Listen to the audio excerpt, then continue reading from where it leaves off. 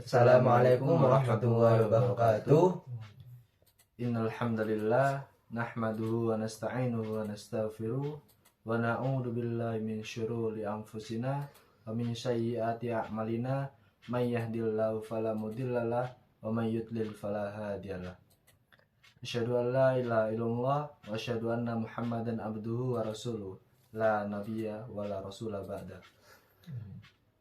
Kenalkan, kami dari kelompok 5 dengan saya sendiri Muhammad Syukron In'am, NIM 220606110034, dan teman saya Fahruk Ibatullahi Akbar dengan NIM 220606110040. Di sini kami akan mempresentasikan tugas mata kuliah studi Quran dan Hadis yang diampu langsung oleh Bapak Gifa'ah Putra MPDI dengan topik 5 ilmu yang berhubungan dengan Al-Quran. Yang pertama yakni munasabah, yang kedua fawatih aswar wa khawatimuha, yang ketiga yakni muhkam al-mutasyabih, yang keempat kemujizatan dalam Al-Quran, dan yang kelima kisah-kisah dalam Al-Quran. Untuk topik pembahasan yang pertama yakni munasabah yang akan dijelaskan oleh Syukron. Munasabah menurut bahasa berarti keserasian antara satu sama lain dan kedekatan.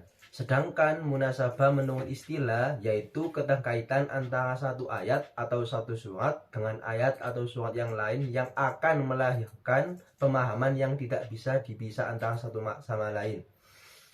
Quraisyihab bersependapat dengan Asyuyuti yang menyatakan bahwa munasabah adalah keserupaan atau kedekatan di antara berbagai ayat, surat, dan kalimat yang mengakibatkan adanya hubungan, dan hubungan tersebut dapat berbentuk keterkaitan makna ayat dan macam-macam hubungan dan kemestian dalam pikiran.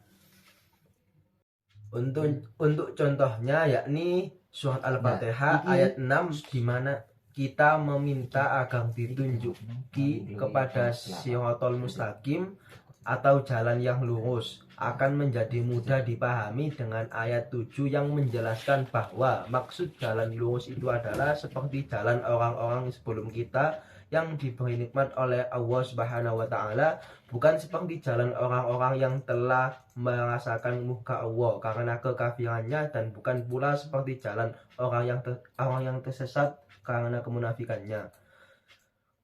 Munasabah bisa terjadi dalam berbagai bentuk, di antaranya 1. Munasabah antara satu ayat dengan ayat yang sebelumnya atau ayat yang sesudahnya. Yang kedua, munasabah antara satu surat dengan surat yang sebelumnya atau sesudahnya. Yang ketiga, munasabah antara satu ayat dengan ayat yang lain yang terletak pada tempat yang terpisah-pisah. Yang keempat, munasabah antara nama surat dengan beberapa ayat yang terdapat dalam surat tersebut. Yang kelima, munasabah antara pembuka dan kandungan sebuah surat. Yang keenam, munasabah antara awal dan akhir sebuah surat. Yang terakhir, munasabah antara penutup satu ayat dan isi ayat tersebut, yaitu fawatih aswar wa khawatimuha yang akan dijelaskan oleh teman saya. Fawatih aswar wa khawatimuha, untuk pengertiannya sendiri yakni aswar terdiri dari dua kata, yakni fawati dan aswar. Fawati sendiri merupakan jamak dari kata fatihah yang berarti pembukaan, permulaan atau awal surat. Sedangkan kata aswar merupakan jamak dari kata asura, yakni sekumpulan ayat-ayat Al-Quran yang mempunyai awalan, isi, dan akhiran. Terdapat beberapa istilah mengenai fawati aswar, diantaranya yakni awail aswar, yakni permulaan surat-surat, kemudian huruf muqatta'ah, penggalan huruf-huruf, kemudian huruf at-tahajji atau al-fawatih al-hijaiyah, yakni permulaan huruf hijaiyah. Jadi pembuka surat atau fawati aswar yakni pembuka surat Al-Quran yang posisinya berada di awal ayat-ayat dalam Al-Quran, yang sebagai pembatas antara ayat-ayat Al-Quran. Pembuka surat Al-Quran memiliki 18 macam yang dibedakan berdasarkan bentuk dan hikmahnya. Selain itu, selain pembuka surat, tentunya ada penutupnya. Jika pembukaan cenderung menarik perhatian, maka penutup lebih pada pemberian kesan. Penutup surat juga merupakan bagian penting dalam Al-Quran, dikarenakan penutup surat atau khawatim as-suwar merupakan ungkapan yang menjadi penutupan dari surat Al-Quran yang memberitahukan bahwa berakhirnya pembicaraan. Macam bentuk penutup surat dibedakan pula menjadi 18 macam, seperti halnya pembukaan surat. Macam-macam pembuka surat dalam Al-Quran meliputi yang pertama, 1. Pembukaan dengan pujian kepada Allah Subhanahu wa Ta'ala. Yang kedua, pembukaan dengan panggilan. Yang ketiga, pembukaan dengan satu kata atau dengan huruf-huruf terputus. Yang keempat, pembukaan dengan sumpah. Yang kelima, pembukaan dengan kalimat berita. Yang keenam, pembukaan dengan kalimat tanya. Yang ketujuh, pembukaan dengan alasan. Yang kedelapan, pembukaan dengan kata perintah. Yang kesembilan, pembukaan dengan kalimat syarat. Yang kesepuluh, pembukaan dengan doa. Sedangkan macam-macam penutup surat dalam Al-Quran meliputi penutup surat dengan doa. Yang kedua, penutup surat dengan wasiat. Yang ketiga, penutup surat dengan takwa. Yang keempat, penutup surat dengan mengagungkan Allah Subhanahu wa Ta'ala. Yang kelima, penutup surat dengan janji dan ancaman. Yang keenam, penutup surat dengan ibadah dan tasbih. Yang ketujuh, penutup surat dengan hiburan untuk Nabi Shallallahu Alaihi Wasallam. Yang kedelapan, penutup surat dengan sifat-sifat Al-Quran. Yang kesembilan, penutup surat dengan bantahan untuk pendusta. Yang kesepuluh, penutup surat dengan tauhid. Yang kesebelas, penutup surat dengan pujian. Yang kedua belas, penutup surat dengan kisah. Yang ke-13, penutup surat dengan perintah jihad. Yang ke-14, penutup surat dengan rincian atau ayat-ayat sebelumnya. Yang ke-15, penutup surat dengan pertanyaan. Yang ke-16, penutup surat dengan hari kiamat. Yang ke-17, penutup surat dengan peringatan. Yang terakhir, yang ke-18, yakni penutup surat dengan harta pustaka. Untuk pembahasan selanjutnya, yakni muhkam wa al-mutasyabbih, yang akan dilanjutkan oleh teman saya. Muhkam wa al-mutasyabbih. Pengertian muhkam dan mutasyabbih. Kata muhkam dan mutasyabbih adalah bentuk mudzakkar digunakan untuk mensifati kata-kata yang mudzakkar, seperti ungkapan Al-Quran yang muhkam atau mutasyabbih. Sedangkan kata muhkamat atau mutasyabbihat adalah bentuk mu'annas untuk mensifati kata yang juga mu'annas, seperti surat dan ayat muhkamat atau mutasyabbihat. Sementara kata mutasyabbih dalam berbagai ragam dan bentuknya dikemukakan sebanyak 12 kali yang terbincang dalam beberapa surat dan ayat di dalam Al-Quran. Pembahasan keempat yaitu kemukjizatan Al-Quran yang akan dijelaskan oleh teman saya. Untuk kemukjizatan dalam Al-Quran, pengertian Al-Quran sendiri merupakan bentuk masdar dari qara'a, yang berarti bacaan. Untuk kata ini berarti kitab suci yang diturunkan Allah Subhanahu wa Ta'ala kepada Rasulnya Muhammad Sallallahu Alaihi Wasallam, yang ditulis dalam mushaf. Berdasarkan firman Allah dalam Quran surat Al-Qiyamah ayat ke-18 yang berbunyi, A'udzubillahi minasyaitonirrajim, Bismillahirrahmanirrahim, Fa'idha qara'nahu fattabi' Qur'ana, yang berarti apabila kami telah selesai membacanya, maka ikutilah bacaannya. Untuk yang selanjutnya, yakni pengertian dari mukjizat. Mukjizat sendiri menurut bahasa ialah suatu hal yang luar biasa, yang menyalahi kebiasaan, dinampakkan Allah Subhanahu wa Ta'ala kepada seorang nabi untuk menyiratkan kenabiannya, dan manusia biasa tidak dapat berbuat seperti itu. Dalam ensiklopedia Islam disebutkan bahwa mukjizat ialah membuat sesuatu menjadi tidak mampu, atau sesuatu yang luar biasa di mata manusia tidak mampu, mendatangkan hal yang serupa.